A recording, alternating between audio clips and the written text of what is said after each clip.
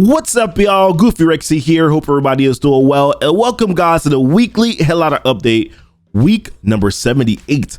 Now, if you're new to the weekly headliner, this is where we discuss what is upcoming this week in Marvel Strike Force, and then we recap the important topics from the previous week as well. Now, there's a lot of stuff to talk about here on the weekly headliner update. Obviously, the biggest one is going to be the Summer of Thunder blunder, or the boundless errors that we can talk about here. Some big issues that happened with the Rolling Rebel milestone, also as well with the Summer of Thunder event. Some changes were made here. Was that enough? How do we feel about it? I'm going to give my reaction since I haven't done so already. We also do have a big event coming up this week, which is the Famine Scourge event, where you're going to be able to get rogue gear. We're going to talk about some prep things to get ready for that, just in case you're looking forward to that this week. And then also, should we be farming some tech gear here? Looks like there might be a confirmation for a rework that is going to be upcoming. We're going to talk about that, guys, and so much more here on the Marvel Strike Force weekly headliner update. And we're going to start right now.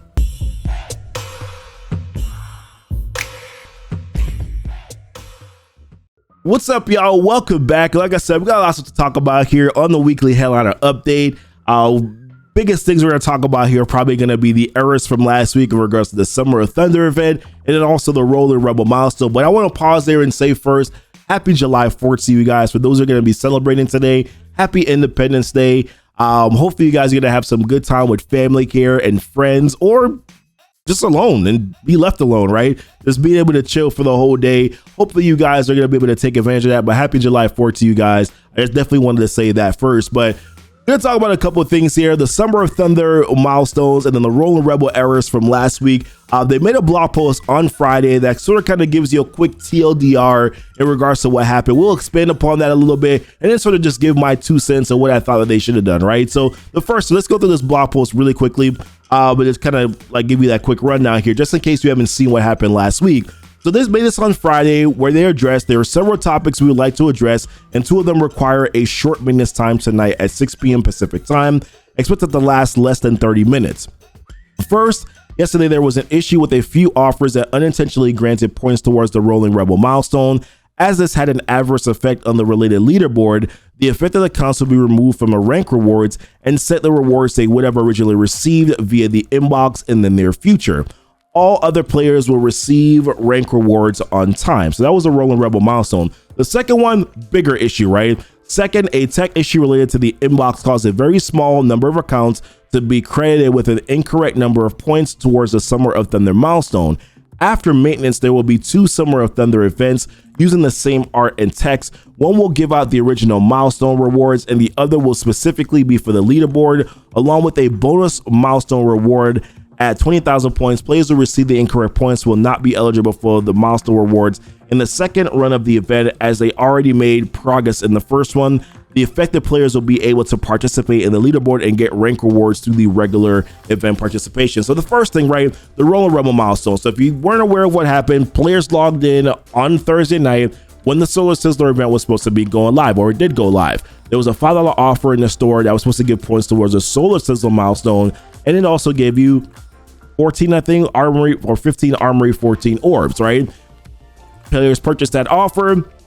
It actually gave points towards the Rolling Rebel milestone. So for players who hadn't finished that last milestone yet for the Rolling Rebel milestone from last month, they were now able to then purchase that offer and then get points towards that Rolling Rebel milestone, complete that last milestone, and then some, because players were able to get like 3 million points towards the Rolling Rebel milestone. It was some crazy stuff there. Now, they're fixed towards this to remove players from the leaderboard that did purchase that $5 offer. I'm actually completely fine with, because I do admit that players should not be negatively impacted by players who were able to take advantage of grabbing an offer in the store that was actually not intended to go towards that milestone. I'm actually completely okay with that. One thing I will say, though, is that there were players that probably could have benefited from that offer that didn't log in during that time, that weren't there because they took the offers down, I believe, and weren't able to take advantage of it, and probably could have progressed towards that last milestone if they had purchased the offer. I would have said that it would have been nice if they had probably thrown those offers back in the store, specifically a little bit labeled it for the Rolling Rebel milestone, so that players could have taken advantage of it. But yes, removing them from the leaderboards is fine, but I also would have liked for them to have said, all right, well, here's a $5 offer, because let's be real, man, they made money off the offer. I'm not gonna feel bad that they made for them yeah, they made money off the offer. And I do think that they're making it right by removing those players from the leaderboards, right? So that's okay.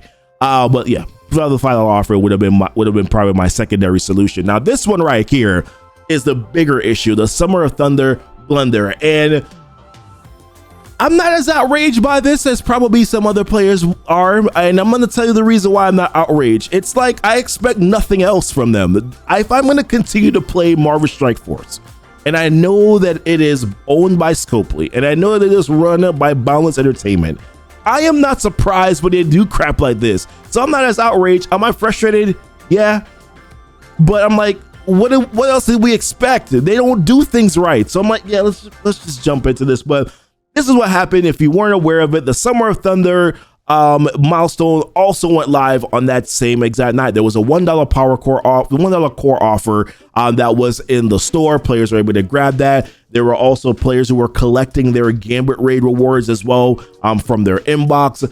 There were a bunch of stuff going on, right? But players were able to log in, and by basically doing nothing, were able to, other than that stuff that I talked about, were able to complete all the milestones for the Summer of Thunder event, which, listen, more power to you. If you're able to complete all of that, good. But I digress, right? The big issue is that they were able to complete all the Summer of Thunder milestones. They were able to get a 4-star Mighty Thor. They were able to get all the stuff here that's really good. They were able to also get the superior. They were able to get so many different things by completing the milestone by essentially some glitch that happened in the game. Now, their fix, Scopely's fix to this is, all right, dude, what we're gonna do is that we're gonna bring the milestone back. The players that were able to get and complete all the milestones by whatever glitch that happened, they won't be able to participate in this milestone again that we're running again. And then also there's going to be a leaderboard rank now, because we're so concerned about the leaderboards, right? We're gonna give you this second milestone now that is pretty much the exact same replica of the main milestone, but this is only gonna have one milestone where you can get 1 million gold. And if I'm gonna be nitpicky about this, 1 million gold, okay, cool, I guess, but if you really want to make an impact here, give us like 5 million gold or like 10 million gold, because let's keep it real, like 1 million gold doesn't really go that far in this game anymore, based on if you're the end game player. So I would have liked to see them make some changes there. But my bigger issue is there are now players who completed this entire milestone for the entire month of July that basically did nothing to be able to do that. And then players who were not able to benefit from this glitch now have to go through this entire month of coordinating, of planning out, of figuring out how to do certain things to be able to get through this milestone for the entire month. And some players are probably going to end up missing this very last milestone, right? Or maybe missing some of these milestones because, you know, of just like their ability to be able to get through some of this stuff. So for me personally, I think that the right fix to this would have been for them to give every player, and yeah, I guess they try to cover themselves by saying it was only a small number of accounts that were credited the incorrect number of points.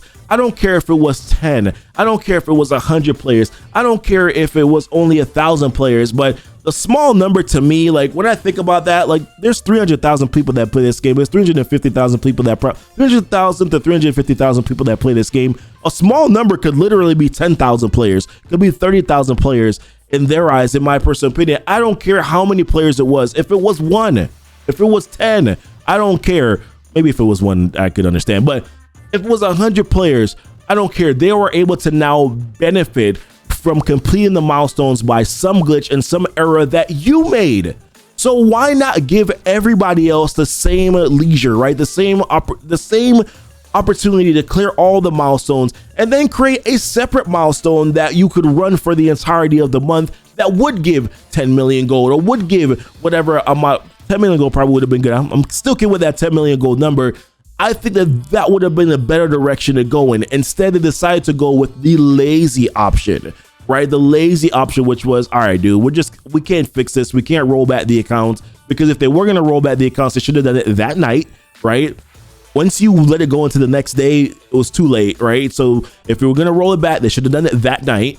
So if you were not going to roll it back, then the next solution should have been give all the players the milestones, give them the opportunity to be able to complete all of that and then run a separate milestone, because now it creates an unfair advantage. What if players who would not have been able to complete the milestones under normal activity now have completed all the milestones? That's just not fair in my personal opinion, and it's something that you screwed up, so you should have fixed it and made it everybody else on the even playing field, in my opinion, but it chose not to do that. So for me, like, it just shows their greed. It kind of actually, it's not even greed. I'm gonna pause on that. I think it shows their lack of ability to be able to do things, and this is something that I've talked about before. I don't think that there's enough employees there. They clearly don't really, for me, don't really have a QA department.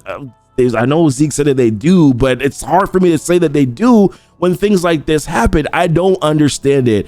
Will they do anything else? Because we've been sharing feedback now in regards to like how players feel. There's a lot of things that they have not fixed. Remember the emblems, right? Let me fix that. Remember the Gambit. Players getting random Gambit shards and mega orbs in their inbox. Like, have they even addressed that? Like, they're just show that they are so incompetent, or they just don't care about the player base at all. So in my opinion, the right thing to have done here would have been give everybody the milestones, give them an opportunity to complete it, create a separate milestone. That would have been the right direction to go, and instead it chose the lazy route, and that's just what's disappointing to me. So those are my thoughts, guys. Where are you at when regards to this thing? Like, I'm not outraged because I expect this, but I am incredibly frustrated by it, man, because I just feel like they could do so much better. This game could be in so much of a better place, but they just keep on showing us that they just don't get it. They just don't get it, in my opinion. They did talk about something in regards to Raid Sim here. Try to spin it positively. Let's go in a positive direction here. They are going to be making look like, yeah, third is a follow to the previous announcement regarding Raid Sim feature. Upon investigating reports that the Raid Sim feature was producing some unexpected results, the dev team is currently working on improving the feature targeting release with the next major version update. So one of the things that players have been having issues with is that some of the teams that they normally would go into matchups with and hit auto, some of those teams aren't winning. There's also been some issues as well where players, I would say this is kind of one of my bigger issues, is that the Raid Sim feature, like once you turn it on in Greek raids, it's also active in the Doom raids. Like, that's one thing I would like to see them make some changes with as well. But for the most part, I will say, like, a positive spin here is that I do actually like the advantage that I've been able to get here by doing some of my Greek raids. Like, you know, it's been nice, man, for the alpha raids, for the gamma raids as well, for the beta raids, to be able to kind of just hop in, hit this sim button, choose my team, and then, you know, be able to win these matchups, right? Like, a lot of us have been able to actually 100% raids a lot easier now, because sometimes you miss that 2%, right? You get to 97%. So I've actually liked the opportunity to be able to kind of just rifle through and just go through these Greek raids with no issues here, and kind of just hit the sim button, go through it all, and be done with it. But definitely would like to see that feature where if it's active here in my Greeks, it's not also active in my Doom raids as well. Would definitely like to see them make some changes where that is concerned.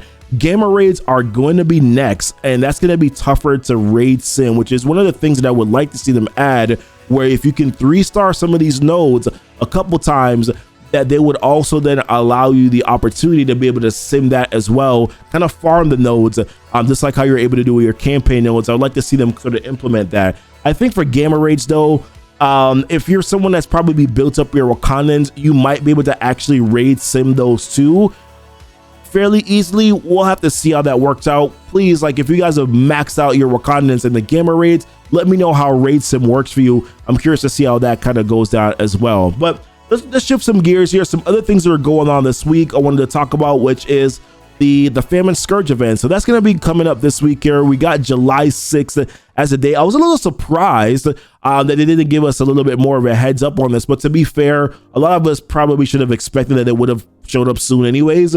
So I'm actually not upset that it's showing up on July 6th, but July 6th at 5 p.m. Pacific time is when the Scourge event for Famine is going to be going live. It's actually in the in-game events right now. You can see it. So as I mentioned here, 3-star unlock. You can unlock a 3-star rogue during the event, specifically through the milestone rewards with a run score of 500k points. If you fall shy of that mark, you can still unlock rogue with a run score of 425k points by earning additional character shards through the rank rewards delivered after the conclusion of the Scourge event. Obviously, of course, there's going to be leaderboards. They give a breakdown in regards to what you can get through the milestones for the Famine Scourge event, and then also what you could get for the rank leaderboards for the Famine Scourge event as well. Now, I myself, I'm going to be doing difficulty 8. The last time when I streamed live or recorded it live, I did difficulty 7. Later on, difficulty 7 was way too easy. This time I'm going to do, and then I ended up doing difficulty 8 for Morgan as well to be able to get my 5-star Morgan.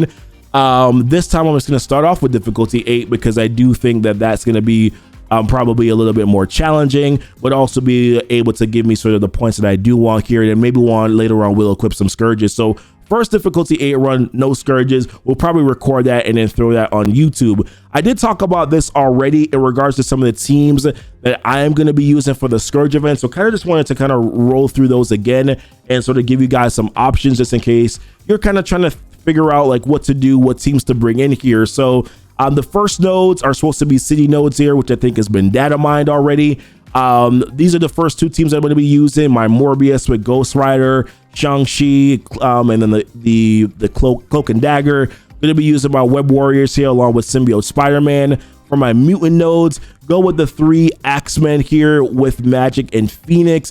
I'll kind of consider maybe I might throw Storm in here, or there's a possibility that I may throw Gambit over here. It all depends. I think Storm might be a good character, especially with Magic.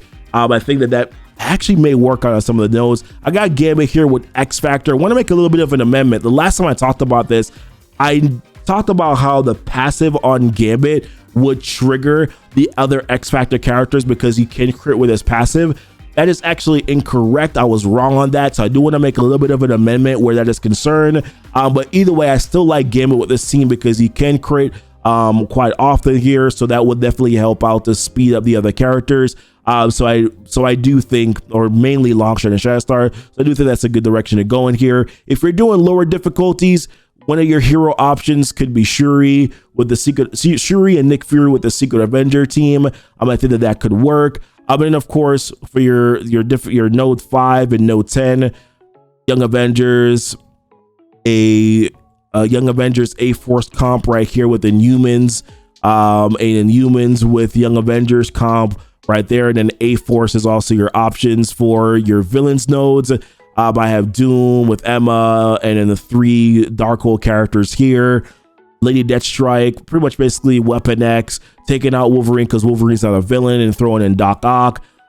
We got Mystic here. I think this is just Cosmic. This Cosmic here, then we have another Cosmic team here for lower difficulties, and then Cosmic Mystic. I'm also considering throwing in Thanos here as an option to probably take out Adam Warlock and probably use Thanos to feed Icarus. So those are the teams that I'm going to be using here. Hopefully that was helpful. I went through it really quickly because obviously we're doing the weekly headliner. So if you have any questions about anything specific, there is a video on my channel where I actually go through the teams and talk about them. Also want to talk about difficulty, and I've been hearing some players who've asked me questions in regards to like, hey, what gear tier level should I be building up my Scourge teams to? And I wanted to kind of just pull up this old blog post. This is from Morgan Le Fay. They kind of ranked out or gave you difficulty recommendations in terms of your gear tier investment. So you can see here of difficulty 1 recommended gear 7+, difficulty 2 gear 9+, difficulty 3 gear 10+, difficulty 4 gear tier 11+, difficulty 5 gear tier 13+, and then difficulty 6 15+, difficulty 7 16+, difficulty 8 is I want to say this, like gear tier 15 I found was fine at difficulty 8. Obviously G16 will make it a little bit better. I don't think I knew anyone that tried difficulty 9 or 10 with any sort of successful rate there. Like I said, I don't know anyone that did it. I think mostly people probably stay within difficulty 8. I think was the max that players went to there. So that hopefully it will be helpful for you guys. Looking forward to being able to kind of do the Scourge event here, getting our Rogue. There are some new Scourges that were also mentioned that were in this blog post. We won't go through them, but they're on the page here. So definitely I will take a look at some of these new Scourges and see potentially what you may want to equip for your run. So that's pretty much it in regards to the Famine Scourge event. We'll talk a little bit more about that as we go throughout the week here. There are going to be some Summer of Thunder events that are going to be going live this week. There's actually 3 of them I wanted to talk about. The first one, which is not mentioned here, is actually the Solar of Sizzler event. One of the milestones is going to be going live tonight, which is the Blazing Sun milestone for July 4th. Right? Yeah. But yeah. Following the conclusion of the Heat Storm milestone on July 4th at 5 p.m. Pacific time is going to be the Blazing Sun milestone. This is going to be your Blitz milestone that's going to contribute to the Solar Sizzler event. This is where you can get your points by doing blitzes, right? Blitz Sim, 50 points. You get additional points for using Wakandan characters as well. So definitely do take advantage of that. There are also some other events that are going to be going on this week. The Coordinated Assault, that's also going to be starting tonight. This is where you spend your ISO campaign energy. So save your campaign energy refreshes for tonight, because when this goes live, you'll be able to take advantage of that. You also have the Quick Rumble Blitz, which is going to be featuring where you can get extra points by using AIM characters. So that's going to be on Thursday of this week. And then we also have Victory Blueprint that's going to be rolling back around again. That's going to be on July 8th. So Victory Blueprint, that's where you're going to be able to earn war credits, spend campaign energy, you spend on dual war energy refills. That's where you're going to be able to get some additional extra points there. I would also save your war rewards. So I was a dum-dum. I didn't save my war rewards on Saturday. I claimed them. I hit the claim all button in my inbox, and I was able to claim all the rewards. So unfortunately, I also claimed my war rewards. So save your war rewards. Don't claim those yet. Leave them in your inbox for today, tomorrow, because on Friday there will be the Victory Blueprint milestone, and you can use those war credits towards climbing the milestones for the Victory Blueprint event. So I will definitely save it for that. And last thing I wanted to talk about here, kind of just wrapping some things up, is I said should you be saving some tech gear here, right? Tana made this video a little bit earlier today where it says Archangel confirms Iron Man rework coming. Obviously, it's a little bit of speculation, right? But of course, Tana's rumors are usually pretty good. But he's talked about this before where Iron Man potentially could be getting a rework. This is the second time now that he's mentioned it. So I do want to give some credence to this. It would be nice to see Iron Man potentially get a rework here. And I'm assuming that if Iron Man gets a rework, that you're probably going to want to use your tech gear towards him. So that was kind of like me being a little facetious, but at the same time, I'm also saying, yeah, I mean, this could definitely be coming here. So take a look at his video. He also made a separate video talking about the Iron Man rework as well. So maybe you want to take a look at that also to kind of get yourself prepared so for what potentially could be coming as we move forward here. But listen, guys, not really much stuff to talk about here on the weekly Headliner. Not much else to talk about here on the weekly Headliner update. If you guys have any questions about anything, let me know. Leave it in the comments, guys. Always want to know what your guys' thoughts are. I think the biggest thing is obviously the Summer of Thunder event. What are they going to do there? Are they going to do anything else? That is probably a major concern, I think, for us, right? All in general, because we're just like, dude, you cannot leave the Summer of Thunder like this. Is it really just going to be this milestone and then that calendar? That kind of feels bad. So let me know what your guys' thoughts are. Like I said, happy 4th to you guys. Happy Independence Day. Until next time, guys. Y'all be blessed. Y'all be safe.